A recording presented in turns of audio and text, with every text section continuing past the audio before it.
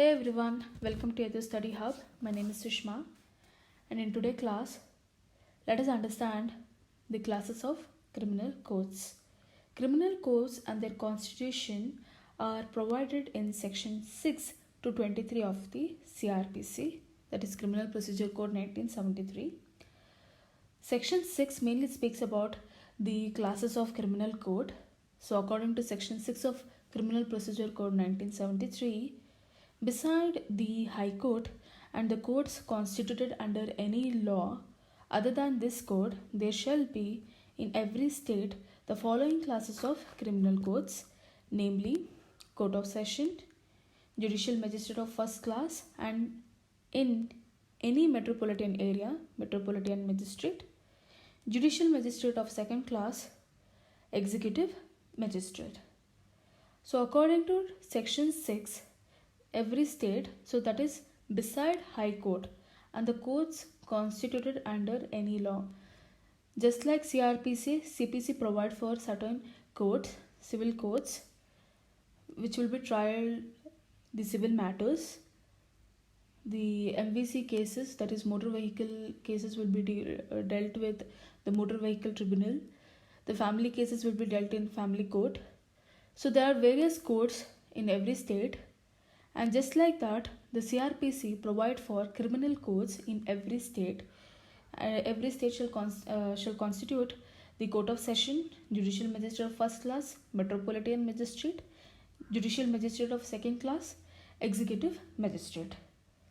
The judicial system in India is in the form of a pyramid, with the Supreme Court being at the top of the hierarchy. The hierarchy has been created in a manner that it is possible for a person, even from a remote area, to approach the court to get their disputes resolved. The system is well equipped to deal with the issues of the union as well as state laws. So according to the hierarchy of judicial system, Supreme Court being which has a supreme judicial authority in our country, has empowered to deal with certain criminal matters. So now let us understand the apex court, the importance of apex court in the matter of criminal matters. The Supreme Court is the ultimate court at the top of the judicial system. It has supreme judicial authority in our country. The Supreme Court of India, being the apex court of India, was established under Article 124 of Part 5 and Chapter 4 of the Constitution of India. The Supreme Court is empowered to deal with certain criminal matters. So this one is very important point.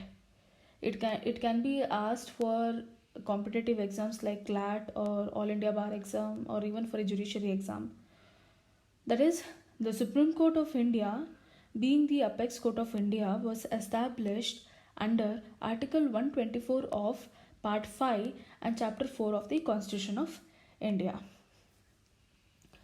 So Article 134 confers appellate jurisdiction to the Supreme Court in regard to criminal matters, and appeal shall lie to it from any judgment of High Court in a criminal proceeding within the territory of India, if the High Court has an appeal reversed an order of acquittal of an accused person and sentenced him death, or in a case where if the High Court has withdrawn for trial before itself any case from any subordinate court and has therefore convicted and sentence of death to the accused, or if the High Court certifies that the case is fit for an appeal to the Supreme Court.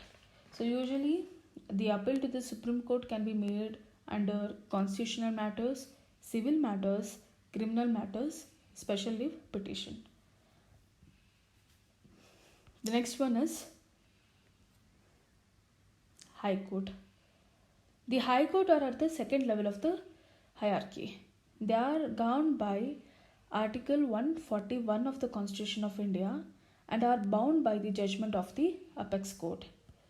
High Court has original jurisdiction. That means in some issues, the case can be directly filed in the High Court. This is known as original jurisdiction of the High Court. For example, in a matters related to fundamental rights, marriage and divorce cases. High Court has appellate jurisdiction.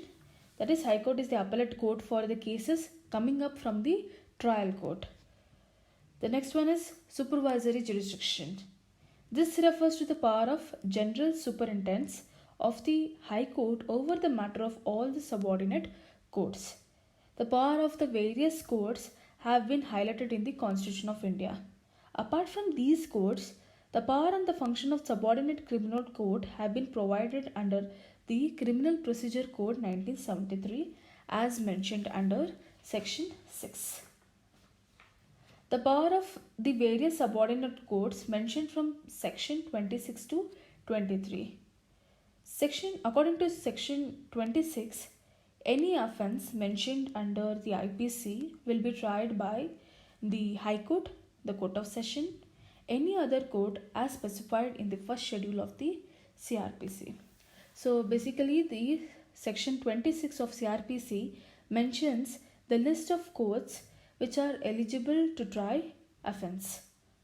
Although it has been ensured that any offence committed under Section 376, so 376 is related to rape, the Section 376A, 376B, 376C, 376D and also 376E of IPC be tried by a woman judge.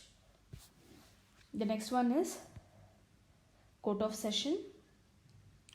As per Section 9 of CRPC, the court is established by the state government for every sessions division. The court is presided over by a judge appointed by the High Court of that particular state. The High Court may also appoint additional session judge, assistant session judge in this court. It has power to impose any sentence including capital punishment. Any sentence means the severe punishment where a court can pass is life imprisonment, imprisonment more than 7 years, and the last one is the capital punishment, which is a very severe punishment. So the Court of Session ordinarily sits at such place or places as ordered by the High Court.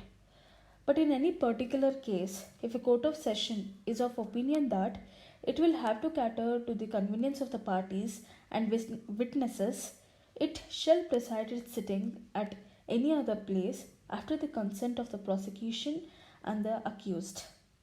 So according to Section 10 of the CRPC, assistant session judges are answerable to the session judge. So now let us understand the additional or the assistant session judge. They are appointed by the High Court of particular state. They are responsible for cases relating to murder, theft, dacoity, pickpocketing and other such offences in case of absence of session judge. Next one is Judicial Magistrate. Section 11 of CRPC states that in every district not being a metropolitan area means the town having a population exceeding 1 million, 1 million is equal to 10 lakhs, could be declared as metropolitan areas. So according to Section 11, in every district not being a metropolitan area, there shall be established as many court of judicial magistrate of first class and of second class, and at such place as the state government may, after consultation with the High Court, by notification specify court of judicial magistrate of first class and second class. According to Section 15 of the CRPC, a judicial magistrate is under the general control of session judge and is subordinate to the chief judicial magistrate. In terms of Section 29 of CRPC, a judicial magistrate of first class may pass a sentence of imprisonment for a term not exceeding 3 years or fine not exceeding 5,000 rupees or of both.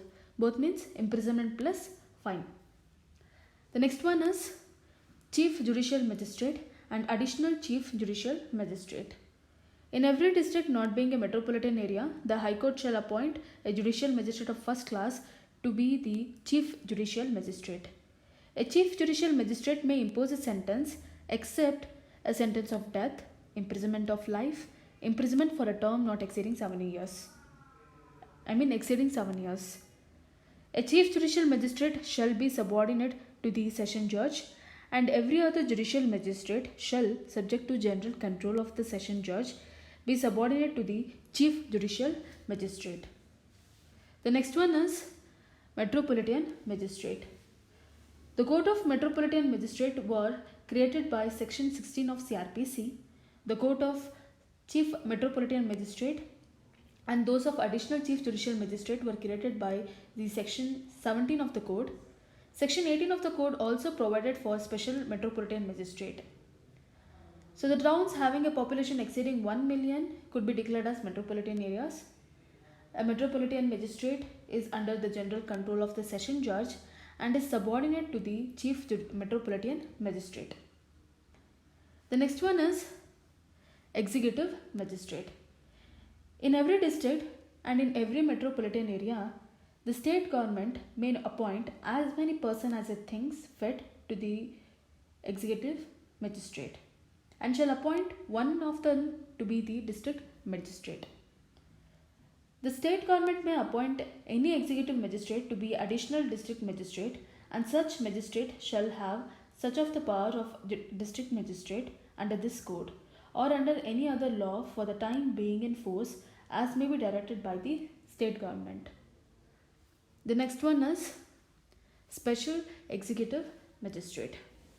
Under Section 21 of CRPC, the state government may appoint executive magistrate to be known as Special Executive Magistrate for a particular area or for the performance of particular function and confer on such Special Executive Magistrate such of the power as are conferable under this code on executive magistrate as it may deem fit. The classification of criminal courts and allocation of magisterial function between the judicial magistrate and executive magistrate have been made in consonance with the directive principle enshrined in the Constitution of India under Article 50, according to which the state is under a duty to take steps to separate a judiciary from the executive. As a consequence of the separation, there are two categories of magistrate, namely judicial magistrate and executive magistrate. Judicial magistrate is under the control of High Court, whereas executive magistrate is under the control of the state government. With regard to function, which are essentially judicial in nature, come under the purview of the judicial magistrate, while the function, which are police or administrative in nature, are the concern of the executive magistrate. The next one is power of criminal court to pass sentence. Supreme Court of India, any sentence authorized by law. High Court, any sentence authorized by law. Session Court and Additional Session Court, any sentence authorized by law, but in case of death sentence, it is subject to the confirmation of the High Court. Assistant Session Judge, imprisonment up to 10 years and fine. Chief Judicial Magistrate or Chief Metropolitan Magistrate, imprisonment up to 7 years and fine. Metropolitan Magistrate or Special Metropolitan Magistrate, imprisonment up to 3 years and or fine up to 10,000 rupees. Judicial Magistrate of First Class or Special Metropolitan Magistrate, imprisonment up to 3 years and or fine up to 10,000 rupees.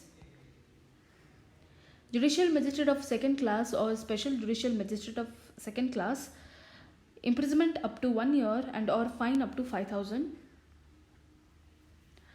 Very important point to be noted, that is Section 29 was amended by the Criminal Procedure Amendment Act 2005 to enhance the sentencing power of the magistrate of the first class to impose fine from 5,000 rupees to 10,000 and magistrate of second class from 10,000 to 5,000.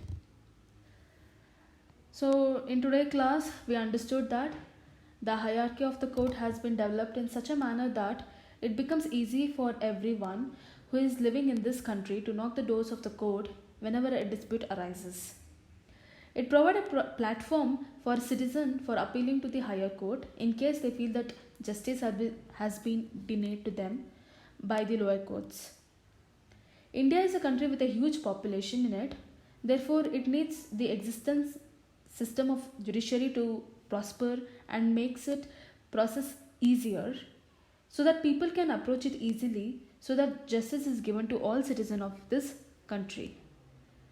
So if you like my video, please do like and subscribe to my channel, and don't forget to click on the notification button so that whenever I post a new video, you'll be updated.